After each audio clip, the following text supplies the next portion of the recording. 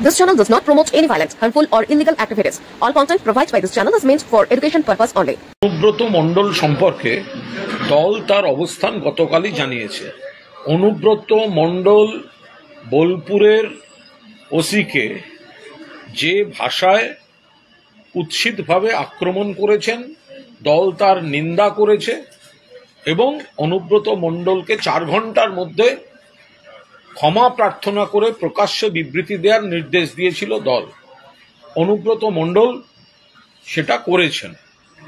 এর বিষয়টা দল দেখছে, এরপরের অংশটা 2, আইনি যে বিষয়টা, আইনি প্রসেসটা পুলিশ প্রশাসন দেখছে। সে বিষয় পুলিশ প্রশাসন যে প্রসেস শুরু করেছেন সেটা পুলিশ প্রশাসন আইনিভাবে নিচ্ছেন।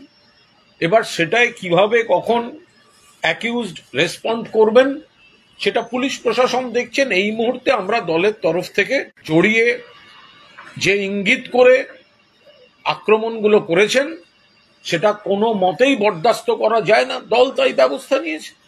সেটার জন্য তিনি থানায় গেলেন না, অথচ দেখা গেল পার্টি অফিসে বসে আছেন। মানে ডোন্ট কেয়ার ভাব পুলিশের হাজিরানি।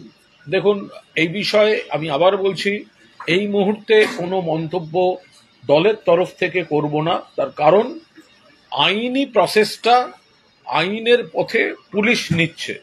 এবার যে কোনো অ্যাকিউজড তিনি প্রাথমিকভাবে,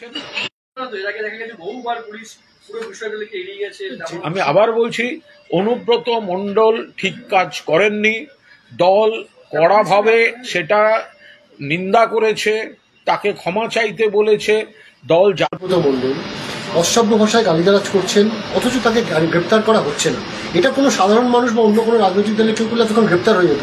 তৃণমূলের নেতা বলে কি তিনি গ্রেপ্তার হচ্ছেন না? কি বলেন? আপনারা খেয়াল রাখবেন, আপনারা মনে রাখবেন এখানে কি ভাষায় কথা বলেছেন এবং প্রকাশ্যে ভিডিও রয়েছে তাকে কি পরিমাণ গালাগালি করা হয়েছে। মুখের উপর শুয়োরের বাচ্চা শব্দটা ব্যবহার করেছেন বিরোধী দলনেতা, বিজেপির নেতা। তাকে তো পুলিশ গ্রেফতার করার আগে পরিষ্কার বলা হয়েছে শুয়োরের বাচ্চা। এই ভাষায় একজন পুলিশ অফিসারকে বলেছেন বিরোধী দলনেতা, বিজেপির নেতারা বলেছেন।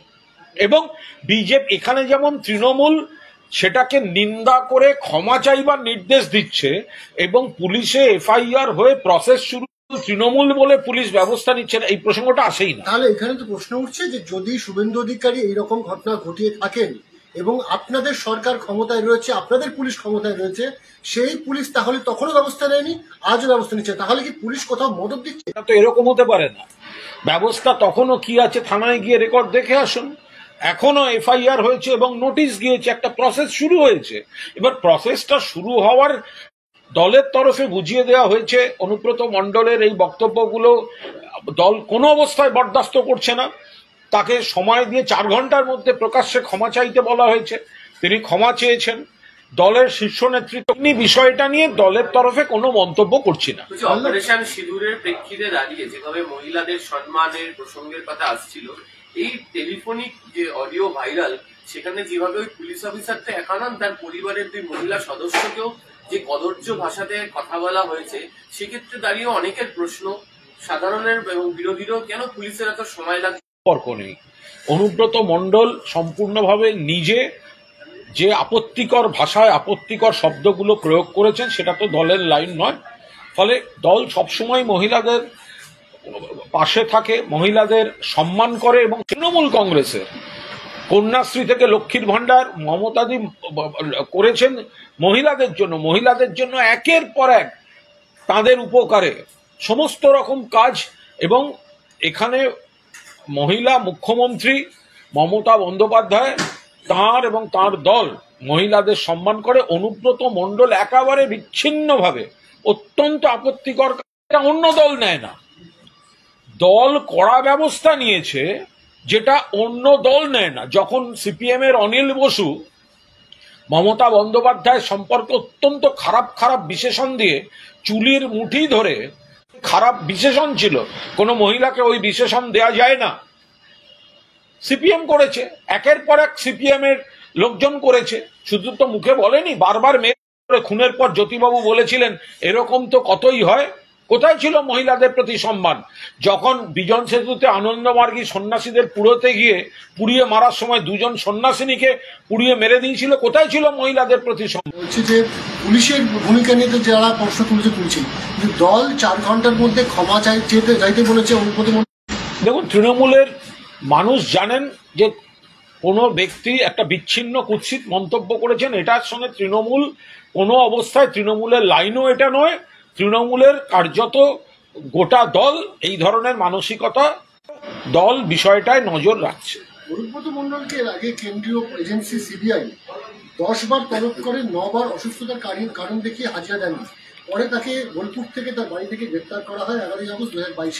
এক্ষেত্রেও কিছু সেরকম দিকেই যেতে হবে। এই নিয়ে তো কোনো মন্তব্য করব না, এ নিয়ে, এটা তো আইনের বিষয়, মন্তব্য করব না। সেটা আপনি 41-এর নোটিশ বলুন বা অন্যান্য যেভাবে হোক ডাকে, তো সেটা অ্যাকিউজডের আইনি রণনীতি।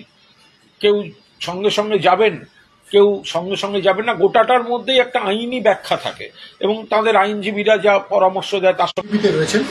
তিনি 20 লক্ষ টাকা ধার দিয়েছিলেন অনুব্রত মণ্ডলকে, সেই ধারের টাকা ফেরত চেয়ে তিনি যখন গালিগালাজ করেন, অনুব্রতকে হুমকি দেন, তার পরিপ্রেক্ষিতে রাজ্য পুলিশ তাকে গ্রেপ্তার করে, 7 দিনের পুলিশ কাস্টাডি হয়, 6 দিনের জেল হয়। ফলে আলাদা হচ্ছে কি করে? এই নিয়ে আমি একেবারেই এই মুহূর্তে কোনো মন্তব্য করতে পারবো না, কিন্তু আপনারা পরিস্থিতিটার দিকে নজর রাখুন, উত্তর আপনারা পেয়ে যাবেন। বলছি লাস্ট একটা, সেটা হচ্ছে যে অনুব্রতর এই অডিও ভাইরাল কলে আরো দুজনের সঙ্গেও কি দল কথা বলবে? আমি শুধু এইটুকু বলছি, দল গোটা বিষয়টা খতিয়ে দেখছে এবং প্রাথমিকভাবে অনুব্রত মণ্ডল এই কুৎসিত আপত্তিকর কথাগুলো বলেছেন বলে তাকে প্রথমেই ক্ষমা চাওয়ার নির্দেশ দেওয়া হয়েছে প্রকাশ্যে। তিনি সেই ক্ষমা চেয়ে চিঠি দিয়েছেন বা বিবৃতি দিয়েছেন। তো পরবর্তী গোটা 20 মিনিটে সেটা দল কি দেখছে, কি পেল, কার কার সঙ্গে কথা বললো, এটা তো সাংগঠনিক বিষয়, এইভাবে বলা যায় না। কিন্তু আমি বারবার বলছি, তিনি অনুব্রত মণ্ডল যেটা করেছেন, অন্যায় করেছেন, খারাপ কাজ করেছেন, দল বরদাস্ত করছে না, ক্ষমা চাইতে। কালকে অমিত শাহ আসছেন, আজকে আসছেন এই রাজ্যে, আগামীকাল একগুচ্ছ কর্মসূচি করছে। প্রধানমন্ত্রী যাওয়ার 2 দিনের মধ্যে আবার রাজ্যে অমিত শাহ। বিজেপির মিশন বাংলা শুরু হয়েছে বলে দাবি করছে। দেখুন, আমরা আবার বলছি, এই যে অপারেশন সিন্দুরটা ছিল জঙ্গিদের বিরুদ্ধে, আতঙ্কবাদের বিরুদ্ধে, তার সঙ্গে অপারেশন বাংলা নিয়ে আলোচনা শুরু হয়েছে কি হয়নি? এদের যাতায়াত শুরু হয়েছে। এরা মূলত ভোট পাখি, এরা মূলত রাজনৈতিক পর্যটক, পরিযায়ী। এরা ভোটের মরশুমে ডেলি প্যাসেঞ্জারি করেন, ডেলি প্যাসেঞ্জারি।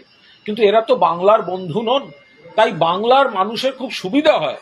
এরা এই ঘন ঘন যাতায়াত শুরু করলে তুলনা করে নেন যে এরা বাংলার বকেয়া টাকা দেয় না, এরা 100 দিনের কাজের টাকা দেয় না, মমতা ব্যানার্জিকে দিয়ে দিতে হয়, এরা আবাসের টাকা দেয় না, মমতা ব্যানার্জিকে দিয়ে দিতে হয়। ফলে এই নরেন্দ্র মোদী, অমিত শাহরা যতবার আসবেন খালি হাতে আসবেন আর বাংলার বিরুদ্ধে কুৎসা করবেন, তত মানুষের সিদ্ধান্ত নিতে সুবিধা হবে যে এই বিজেপিকে একটা ভোটও নয়। তো এনারা আসবেন, যাবেন এবং বিজেপির হার, পরাজয় এবং তৃণমূলের আরো বেশি করে জয়। দেখুন, এটা বিজেপির অভ্যন্তরীণ ব্যাপার, সম্পূর্ণভাবে অভ্যন্তরীণ ব্যাপার। এই যে ওনাদের গোষ্ঠীবাজি, একে তো বিজেপি হচ্ছে আদি বিজেপি, তৎকাল বিজেপি, দলবদলু বিজেপি, আরএসএস বিজেপি, একদিকে হচ্ছে পরিষদ। প্রতীককালে বিজেপিকে সব থেকে খানিকটা বামেদের ভোট দখল করে খানিকটা নির্বাচনী সাফল্য দিয়েছিলেন। এখন বাকিরা দিলীপ ঘোষকে কোণঠাসা করতে নেমেছেন। তো এগুলো ওদের মধ্যে চলছে, ওদের মধ্যে লড়াই। সুকান্ত বাবুকে দেখাতে হবে দিলীপ বাবুর থেকে তিনি নিয়ন্ত্রণ বেশি, শুভেন্দু বাবুকে দেখাতে হবে দিলীপ বাবুর থেকে বেশি। আবার দিলীপ বাবু তিনি নিজের প্রাক্তন সর্বভারতীয় সহসভাপতি, নিজের সদ্য প্রাক্তন সাংসদ, তাদের তাদের মানে অপমান করে, কোণঠাসা করে। তো এই গোষ্ঠীবাজির দলকে বাংলার দেবের কাছে চিঠি গেছিল, কংগ্রেসের অধ্যাপক প্রদীপ ভট্টাচার্যের কাছে চিঠি গেছিল, বিরোধী দলনেতার কাছে চিঠি গেছিল, দিলীপ ঘোষের কাছে বা আরো অনেকের কাছে। তো এখন দিলীপ ঘোষ সেই সৌজন্যটা দেখিয়েছেন। দিলীপ ঘোষ বিজেপি করেন, তিনি মমতা বন্দ্যোপাধ্যায়ের সরকারের সমালোচনা করেন। আমরাও তার সঙ্গে উদ্বোধনী অনুষ্ঠানে আমন্ত্রণ তো তার মধ্যে তো কোনো রাজনীতি থাকতে পারে না। এখন বিজেপি যদি নিজেরা মুখে বলে হিন্দু,